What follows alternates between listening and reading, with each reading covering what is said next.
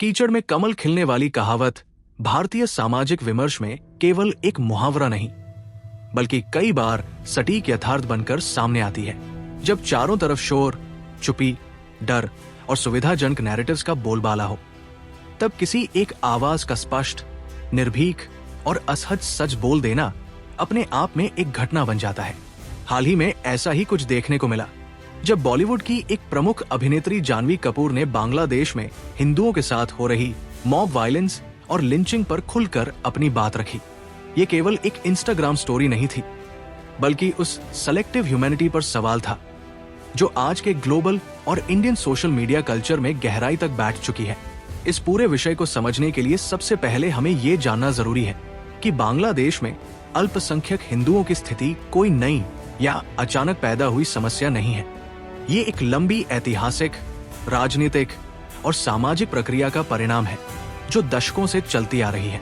समय समय पर वहां मंदिरों पर हमले, हिंदू परिवारों का पलायन, जमीन कब्जा, झूठे ब्लास्फेमी आरोप और भीड़ द्वारा हिंसा की घटनाएं सामने आती रही है।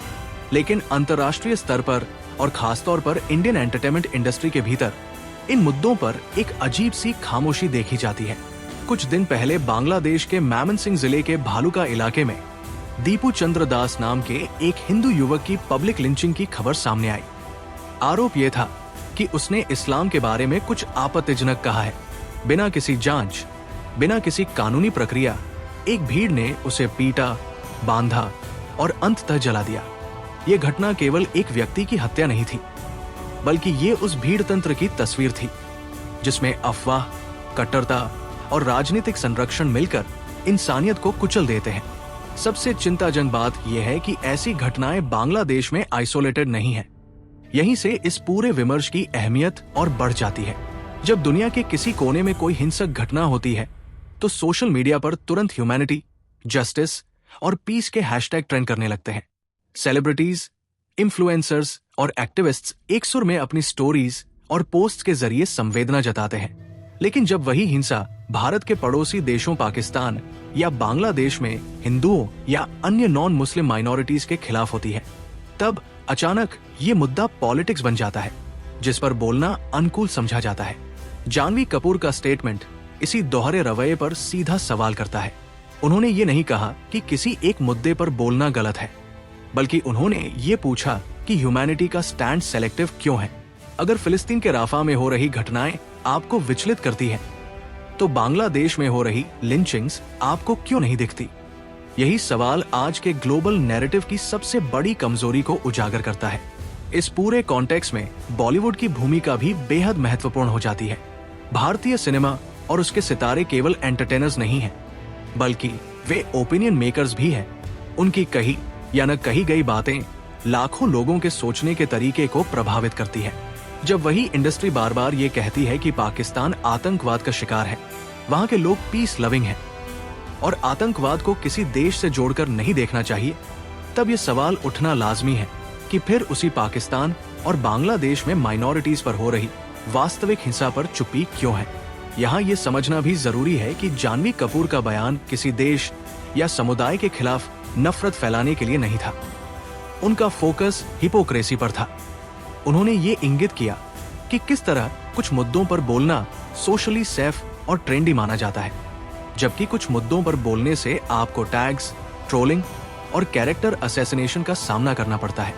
यही कारण है कि उनके बयान के बाद उन्हें संघी, हाइपर नेशनलिस्ट जैसे लेबल्स दिए गए। इस पूरी कहानी का एक और महत्वपूर्ण पहलू यह है कि जानवी कपूर जैसी मेनस्ट्रीम एक्ट्रेस का इस विषय पर बोलना अपने आप में सिस्टम को चुनौती देना है। ये उस अनरिटन रूल के खिलाफ जाना है जिसमें सेलिब्रिटीज को कहा जाता है कि वे सिर्फ सेफ, पॉपुलर और इंटरनेशनली अप्रूव्ड मुद्दों पर ही राय दें। बांग्लादेश के हिंदुओं के लिए आवाज उठाना उस कंफर्ट जोन से बाहर निकलना है। इसलिए ये विषय केवल एक अभिनेत्री के बयान तक सीमित नहीं है। ये सवाल है हमारी सामूहिक संवेदना का, हमारे सोशल मीडिया नैरेटिव्स का और उस नैतिक साहस का जो सच बोलने के लिए चाहिए। पार्ट 1 में हमने इसी पृष्ठभूमि को समझने की कोशिश की है ताकि आगे के हिस्सों में हम इस सिस्टम, इसके कारणों और इसके प्रभावों को और गहराई से एनालाइज कर सके। अब जब हमने पूरे मुद्दे का बैकग्राउंड और कॉन्टेक्स्ट समझ लिया है, तो जरूरी है कि हम ये एनालाइज करें कि आखिर ऐसी घटनाएं क्यों होती हैं, इनके पीछे कौन से सिस्टम काम करते हैं और क्यों कुछ हिंसा ग्लोबल ह्यूमैनिटी का मुद्दा बन जाती है जबकि कुछ हिंसा जानबूझकर साइलेंस में धकेल दी जाती है। बांग्लादेश में हिंदुओं के खिलाफ मॉब वायलेंस को समझने के लिए केवल इमोशन से नहीं बल्कि स्ट्रक्चर, पॉलिटिक्स और सोशल साइकोलॉजी से देखना होगा। सबसे पहले बात करते हैं बांग्लादेश के इंटरनल सोशल स्ट्रक्चर की। बांग्लादेश एक मुस्लिम मेजॉरिटी देश है जहां हिंदू आबादी लगातार घटती रही है। 1947 के समय जो प्रतिशत था वो आज लगभग आधा रह चुका है। इसका कारण केवल माइग्रेशन नहीं बल्कि एक सिस्टमैटिक प्रेशर है। जब किसी देश में कोई समुदाय अल्पसंख्यक होता है और उसके पास राजनीतिक प्रतिनिधित्व, प्रशासनिक सुरक्षा और सोशल सपोर्ट कमजोर हो, तब वो समुदाय सबसे आसान टारगेट बन जाता है। भीड़ को हमेशा किसी न किसी आउटलेट की जरूरत होती है और कट्टरपंथी सोच उस आउटलेट को धर्म के नाम पर वैलिडेट कर देती है। मॉब वायलेंस की सबसे खतरनाक बात ये होती है कि उसमें जिम्मेदारी किसी एक की नहीं होती। हर व्यक्ति ये सोचकर हिंसा करता है कि वो अकेला दोषी नहीं है। बांग्लादेश में ब्लास्फेमी जैसे आरोप अक्सर इसी माइंडसेट के साथ इस्तेमाल किए जाते हैं। एक अफवाह फैलती है, सोशल मीडिया या लोकल मस्जिद के नेटवर्क से भीड़ जुटती है और देखते ही देखते कानून, न्याय और इंसानियत तीनों गायब हो जाते हैं। दीपू चंद्र दास की हत्या इसी पैटर्न का क्लासिक उदाहरण है। अब सवाल उठता है कि स्टेट कहां होती है? यहीं पर सिस्टम की सबसे बड़ी फेल्योर सामने आती है। जब राजनीतिक अस्थिरता होती है, सरकार कमजोर होती है या ट्रांजिशन फेज में होती है, तब कट्टर एलिमेंट्स को खुला मैदान मिल जाता है। कई एनालिस्ट मानते हैं कि बांग्लादेश में पिछले कुछ समय से ये वैक्यूम और बढ़ा है।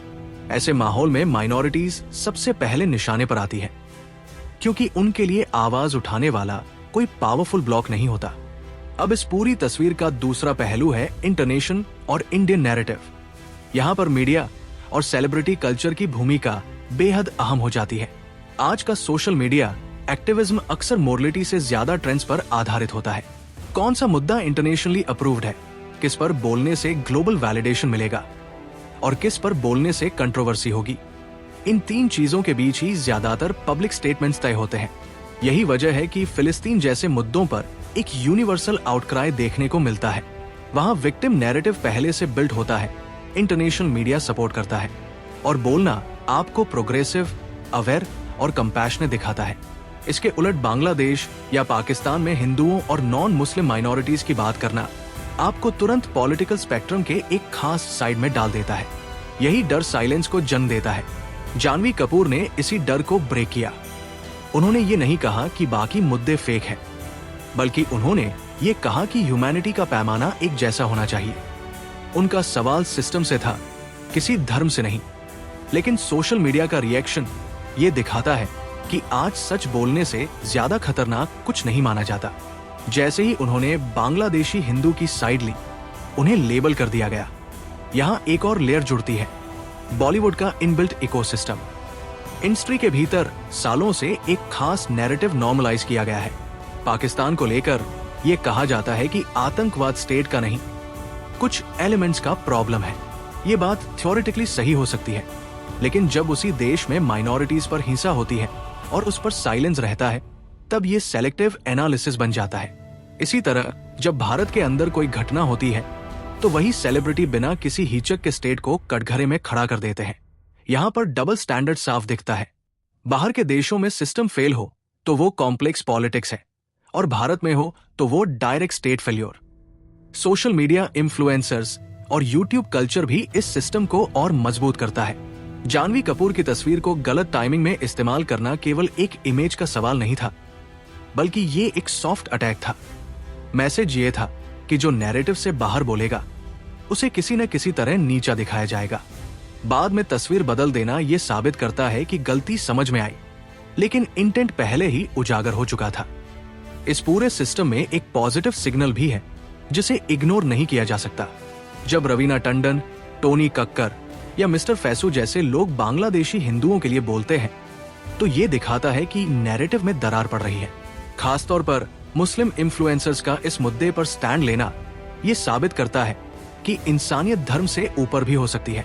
पार्ट 2 का सार यही है कि बांग्लादेश में हो रही हिंसा केवल वहां की समस्या नहीं है, ये एक ग्लोबल नैरेटिव फेल्योर है जहां ह्यूमैनिटी को सेलेक्टिव बना दिया गया है। जानवी कपूर का बयान इस पूरे सिस्टम के खिलाफ एक छोटा लेकिन अहम हस्तक्षेप है। अब तक हमने ये समझा कि बांग्लादेश में हिंदुओं के खिलाफ मॉब वायलेंस किन स्ट्रक्चरल और नैरेटिव सिस्टम से पैदा होती है और कैसे सेलेक्टिव ह्यूमैनिटी इसे और मजबूत करती है। अब जरूरी है ये देखना कि इस पूरे पैटर्न का असर किन किन लेवल्स पर पड़ता है, विक्टिम्स पर, समाज पर, इंटरनेशनल इमेज पर और सबसे अहम भविष्य पर। साथ ही ये भी समझना जरूरी है कि जानवी कपूर जैसे स्टेटमेंट्स इस सिस्टम में क्या बदलाव ला सकते हैं। सबसे पहले बात करते हैं डायरेक्ट इम्पैक्ट की, यानी उन हिंदू परिवारों पर जो बांग्लादेश में रहते हैं। जब कोई लिंचिंग होती है तो उसका असर केवल उस व्यक्ति तक सीमित नहीं रहता, पूरा समुदाय डर के साए में जीने लगता है। मंदिर जाना, सोशल मीडिया पर अपनी पहचान दिखाना या यहाँ तक कि किसी विवाद पर बोलना, सब कुछ रिस्क बन जाता है। धीरे धीरे ये डर साइलेंट माइग्रेशन में बदल जाता है। लोग अपना घर, जमीन और इतिहास छोड़कर किसी और जगह बसने की सोचने लगते हैं। यही वजह है कि बांग्लादेश में हिंदू पॉपुलेशन लगातार घटती जा रही है। ये सिर्फ एक डेमोग्राफिक चेंज नहीं है, बल्कि एक सिविलाइजेशन लॉस है। जब किसी देश से एक समुदाय धीरे धीरे गायब होता है तो उसके साथ उसकी भाषा, परंपराएं, त्योहार और सांस्कृतिक विविधता भी खत्म होती जाती है। लेकिन इस लॉस पर इंटरनेशनल लेवल पर शायद ही कभी बात होती है, क्योंकि ये कहानी उस रेडीमेड विक्टिम फ्रेम में फिट नहीं बैठती जिसे ग्लोबल मीडिया पसंद करता है। अब आते हैं समाज पर पड़ने वाले इम्पैक्ट पर। जब मॉब वायलेंस को बार बार बिना कड़े नतीजों के अंजाम दिया जाता है तो वो नॉर्मलाइज होने लगती है। भीड़ को ये मैसेज मिलता है कि अगर आप संख्या में हैं तो आप कानून से ऊपर हैं। यही सोच आगे चलकर और ज्यादा कट्टरता और ज्यादा हिंसा को जन्म देती है। ये केवल हिंदुओं तक सीमित नहीं रहता, बल्कि कल को कोई और माइनॉरिटी या यहाँ तक कि असहमत मुस्लिम भी इस भीड़ का शिकार बन सकता है। राजनीतिक स्तर पर इसका असर और भी खतरनाक है। जब कोई सरकार या सिस्टम माइनॉरिटी हिंसा पर सख्त स्टैंड नहीं लेता तो वो अनजाने में कट्टर एलिमेंट्स को वैलिडेशन दे देता है। इंटरनेशनल प्रेशर की कमी इस वैलिडेशन को और मजबूत करती है। यही कारण है कि कई बार कुछ डिस्ट्रिक्ट्स में क्लेरिक्स द्वारा मंदिरों की रक्षा की खबरें आती हैं, लेकिन वे अपवाद बनकर रह जाती हैं, सिस्टम का हिस्सा नहीं बन पाती। अब इस पूरी तस्वीर का तीसरा और सबसे अहम पहलू है इंडियन और ग्लोबल पब्लिक ओपिनियन। यहाँ पर जानवी कपूर के स्टेटमेंट का इम्पैक्ट समझना जरूरी हो जाता है। एक मेनस्ट्रीम बॉलीवुड एक्ट्रेस जब बांग्लादेशी हिंदुओं के लिए बोलती है तो वो मुद्दा केवल एक न्यूज आइटम नहीं रहता, वो डिस्कशन बनता है। लोग गूगल करते हैं, सवाल पूछते हैं और सबसे जरूरी बात, चुप्पी टूटती है। ये चुप्पी टूटना अपने आप में एक बड़ा बदलाव है। सालों पहले कश्मीर से हिंदुओं के पलायन के समय भी यही समस्या थी, आवाजें बहुत कम थी। आज सोशल मीडिया के जमाने में एक स्टोरी भी लाखों लोगों तक पहुंच सकती है, लेकिन इसके साथ एक कीमत भी जुड़ी होती है, ट्रोलिंग, लेबलिंग और कैरेक्टर अटैक। जानवी कपूर के साथ जो हुआ वो इसी कीमत का उदाहरण है। लेकिन इतिहास ये बताता है कि हर बड़ा नैरेटिव शिफ्ट ऐसे ही छोटे छोटे ब्रेक से शुरू होता है। जब कुछ सेलिब्रिटीज, कुछ इन्फ्लुएंसर्स और कुछ आम लोग एक ही मुद्दे पर बोलना शुरू करते हैं तो धीरे धीरे वो अनुकूल से एक्सेप्टेबल और फिर नॉर्मल बन जाता है। रवीना टंडन, टोनी कक्कड़ और मिस्टर फैसू जैसे नामों का सामने आना इसी प्रोसेस का संकेत है। खासकर मुस्लिम इन्फ्लुएंसर्स का बांग्लादेशी हिंदुओं के लिए स्टैंड लेना भविष्य के लिए एक पॉजिटिव साइन है। ये दिखाता है कि ये लड़ाई हिंदू वर्सेस मुस्लिम नहीं है, बल्कि इंसानियत वर्सेस मॉब माइंडसेट की है। जब ये समझ मजबूत होती है तभी असली बदलाव संभव होता है। अब बात करते हैं फ्यूचर पॉसिबिलिटीज की। अगर ऐसे स्टेटमेंट्स बढ़ते हैं और सेलेक्टिव ह्यूमैनिटी को लगातार सवालों के घेरे में लाया जाता है तो बॉलीवुड और मीडिया को अपना रवैया बदलना पड़ेगा। हो सकता है ये बदलाव तुरंत न दिखे, लेकिन प्रेशर बनता रहेगा। इंटरनेशनल ऑडियंस भी धीरे धीरे ये सवाल पूछने लगेगी कि अगर ह्यूमन राइट्स यूनिवर्सल है तो उनका एप्लीकेशन सेलेक्टिव क्यों है। दूसरी ओर अगर ऐसे स्टेटमेंट्स को लगातार ट्रोलिंग और साइलेंस से दबा दिया गया तो ये सिस्टम और मजबूत होगा। लोग सीख जाएंगे कि कुछ मुद्दों पर बोलना करियर रिस्क है। यही वजह है कि ये लड़ाई केवल जानवी कपूर की नहीं है, बल्कि हर उस व्यक्ति की है जो मानता है कि ह्यूमैनिटी की कोई सीमा नहीं होती। पार्ट 3 का निष्कर्ष यही है कि बांग्लादेश में हिंदुओं के खिलाफ हिंसा का असर केवल वहां तक सीमित नहीं है। ये हमारी सामूहिक नैतिकता, हमारे सोशल मीडिया कल्चर और हमारे फ्यूचर डिस्कोर्स को शेप करता है। जानवी कपूर का स्टैंड इस दिशा में एक छोटा लेकिन अहम कदम है। अब जब हमने पूरे मुद्दे को बैकग्राउंड, सिस्टम, इम्पैक्ट और फ्यूचर पॉसिबिलिटीज के स्तर पर समझ लिया है, तो जरूरी है कि हम इसे एक समग्र नजरिए से देखें, क्योंकि ये विषय केवल बांग्लादेश में हिंदुओं पर हो रही हिंसा तक सीमित नहीं है। और नहीं, ये सिर्फ जानवी कपूर के एक स्टेटमेंट की कहानी है। ये असल में हमारे समय की सबसे बड़ी नैतिक परीक्षा का सवाल है। क्या ह्यूमैनिटी सच में यूनिवर्सल है, या फिर वो ट्रेंड, कन्वीनियंस और आइडियोलॉजी के हिसाब से बदलती रहती है? सबसे पहले इस सच्चाई को स्वीकार करना होगा कि बांग्लादेश में हिंदुओं के खिलाफ हिंसा कोई एक्सेप्शन नहीं, बल्कि एक पैटर्न है। मॉब वायलेंस, ब्लास्फेमी के आरोप, मंदिरों पर हमले और डर का माहौल, ये सब मिलकर एक ऐसा सिस्टम बनाते हैं जहां अल्पसंख्यक होना अपने आप में अपराध जैसा हो जाता है। जब स्टेट कमजोर होती है और भीड़ को जवाबदेही का डर नहीं रहता, तब इंसानियत सबसे पहले मरती है। लेकिन इस पूरी कहानी का दूसरा और शायद ज्यादा परेशान करने वाला पहलू है हमारी प्रतिक्रिया, या यूं कहें हमारी चुप्पी। जब दुनिया के किसी हिस्से में हिंसा होती है और वो पहले से तय नैरेटिव में फिट बैठती है, तो सोशल मीडिया पर संवेदना की बाढ़ आ जाती है। प्रोफाइल पिक्चर्स बदल जाती है, स्टोरीज लग जाती है और लोग एक दूसरे को मोरल लेक्चर देने लगते हैं। लेकिन जब वही हिंसा भारत के पड़ोसी देशों में हिंदुओं या नॉन मुस्लिम माइनॉरिटीज के खिलाफ होती है, तब अचानक ये मामला कॉम्प्लेक्स हो जाता है, पॉलिटिकल हो जाता है और बोलने लायक नहीं रह जाता। यहीं पर जानवी कपूर का स्टेटमेंट अहम हो जाता है। उन्होंने किसी धर्म के खिलाफ नफरत नहीं फैलाई, नहीं किसी देश को टारगेट किया। उन्होंने केवल ये सवाल उठाया कि ह्यूमैनिटी का स्टैंड सेलेक्टिव क्यों है? क्यों कुछ विक्टिम्स हमें इंसान लगते हैं और कुछ सिर्फ आंकड़े बनकर रह जाते हैं? क्यों कुछ मुद्दों पर बोलना आपको प्रोग्रेसिव बनाता है और कुछ पर बोलना आपको संघी या हाइपर नेशनलिस्ट का टैग दिला देता है? उनके खिलाफ हुई ट्रोलिंग, लेबलिंग और इमेज को गलत कॉन्टेक्स्ट में इस्तेमाल करना ये साबित करता है कि उन्होंने सही नस पर हाथ रखा था। क्योंकि सिस्टम को सबसे ज्यादा तकलीफ तब होती है जब उसकी हिपोक्रेसी को आईना दिखाया जाता है। अगर उनकी बात इतनी ही गलत या गैर जरूरी होती, तो शायद इतना रिएक्शन भी नहीं आता। इस पूरी चर्चा से एक और बात साफ होती है, बदलाव कभी एक साथ नहीं आता, वो धीरे धीरे छोटे छोटे स्टेप्स में आता है। आज अगर कुछ बॉलीवुड सेलिब्रिटीज और इन्फ्लुएंसर्स बांग्लादेशी हिंदुओं के लिए बोल रहे हैं, तो ये इस बात का संकेत है कि नैरेटिव में दरार पड़ चुकी है। खासतौर पर मुस्लिम इन्फ्लुएंसर्स का इस मुद्दे पर स्टैंड लेना ये दिखाता है कि इंसानियत को अभी पूरी तरह खत्म नहीं किया जा सका है। लेकिन असली सवाल भविष्य का है। क्या ये आवाजें बढ़ेंगी या फिर ट्रोलिंग और डर के आगे दब जाएंगी? क्या हम ह्यूमन राइट्स को सच में यूनिवर्सल मानेंगे या फिर उन्हें अपने कन्वीनियंस के हिसाब से इस्तेमाल करते रहेंगे? क्योंकि अगर आज बांग्लादेश में हो रही हिंसा पर चुपी रही, तो कल कहीं और भी यही दोहराया जाएगा। इस पूरे वीडियो का निष्कर्ष यही है कि जानवी कपूर का स्टैंड किसी एक व्यक्ति या समुदाय के लिए नहीं था, वो हमारे समय की सामूहिक चुप्पी के खिलाफ था।